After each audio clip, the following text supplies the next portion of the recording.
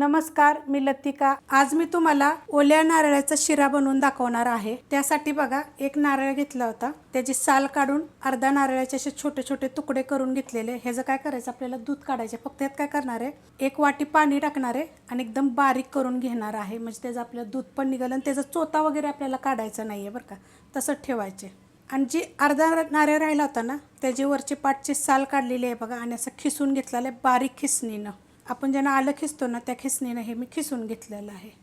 तर त्यासाठी बघा, एक वाटी मोठा रवा घेतलेला आहे, बारीक जरी घेतला तरी पण चालेल। अर्धी वाटी साखर घेतलेली आहे, तर तुमच्या गोडीप्रमाणे थोडंसं कमी जास्त केलं तर चालेल। कढई गरम करत ठेवलेली आहे, त्याच्यामध्ये आपण हा रवा टाकून घेऊया। आणि रव्याला काय करायचं, मीडियम गॅसवर 2 मिनटं पहिलं चांगलं भाजून घ्यायचं। आपला रवा भाजतोय तोपर्यंत एक वाटी पाणी बघा ह्या खोबऱ्यामध्ये टाकून घेणार आहे, जे तुकडे करून घेतले, आणि मिक्सरला फिरवून घेणार आहे। 2 मिनटं बघा, मी मीडियम गॅसवर मी ह्याला भाजून घेतलेला आहे। आता ह्याच्यामध्ये टाकायचे आपल्याला तूप।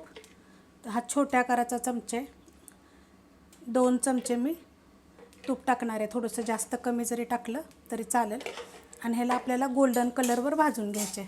नारळाचं बघा मी दूध करून घेतलेलं आहे, ह्याला गाळून बिळून काय घेतलं नाही, आपल्याला असंच पाहिजे। तूप टाकल्यानंतर पण मी चांगलं भाजून घेतलेलं आहे बघा, असा कलर आला पाहिजे, जास्त करपून द्यायचा नाही, एकसारखं आपल्याला ह्याला हलवत राहायचं आहे। आता ह्याच्यात टाकणारे हे बदाम, काजू, पिस्ता आणि मनुके असे टाकलेले आहेत। तर ह्याच्यातच आपल्याला एकाला काय करायचे, एक 2 मिनटं चांगलं परतून घ्यायचे।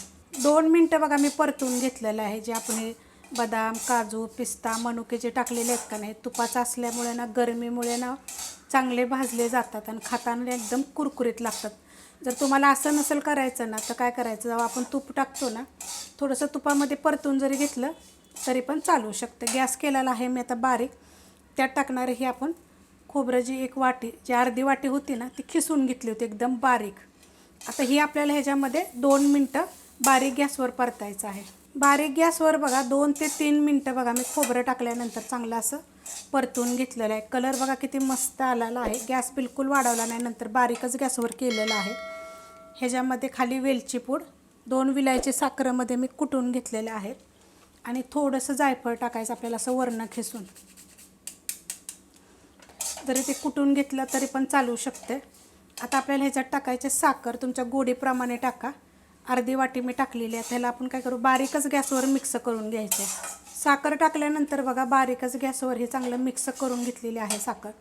त्याच्यामध्ये ही जे आपण नारळाचं दूध करून घेतलं होतं ना, हे टाकून घ्यायचं सगळं, आणि ते हलवून घेऊया। पहिलं मिक्स करून घेतलेलं आहे बघा। त्यात एखादा असा तुकडा जरी राहिला ना खोबऱ्याचा बारीक करताना, तो काढायचाच नाही, कारण गाळूनच घ्यायचं नाही आपल्याला। त्याच्यामध्ये बघा 1 वाटी दूध टाकणार आहे।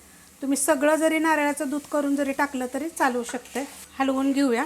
मस्त असं बघा मिक्स करून घेतलेलं आहे बारीकच गॅसवर, गॅस बिलकुल वाढवलेला नाही आहे। तुम्हाला पाहिजे तर थोडंसं केसर टाकू शकता, थोड्याशा दुधामध्ये असं थोडं भिजत घालायचं, टाकायचं। आता वरनं जरी ह्याच्यामध्ये जरी टाकलं तरी पण चालू शकते। प्रसादासाठी आपल्याला पाहिजे त्यामुळे आपण ह्याच्यामध्ये मिठाचा वापर केलेला नाही आहे। आता एक चिमूटभर मीठ कधी पण टाकावं, पण प्रसादाला जर करत असेल तर बिलकुल टाकायचं नाही। गॅस बारीकच आहे, आपल्याला एक 5 ते 7 मिनिट ठेवायचं बारीक गॅसवरच। बारीक गॅसवर बघा मी 5 ते 7 मिनिट ठेवलं होतं। एकदा मिक्स करून घेऊया, कारण की खाली वगैरे लागल, मस्त होतं आणि चवीला तर इतका छान लागतो ना। जरूर अशा पद्धतीनं करा, कारण की नारळी पौर्णिमेसाठी प्रसादासाठी असा एकदम छान असा होतो, आणि मोकळा मोकळा होतो बरं का, जास्त असा चिकट वगैरे होत नाही। असा करून घ्यायचा सगळा एकसारखा आपल्याला, आणि परत आपण ह्याला एक 5 ते 7 मिनिट बारीकच गॅसवर झाकून ठेवूया। झाकून ठेवलं होतं आपण, झाकण काढून घेऊया। बघा मस्त झालेला आहे, मस्त होतं बघा असं।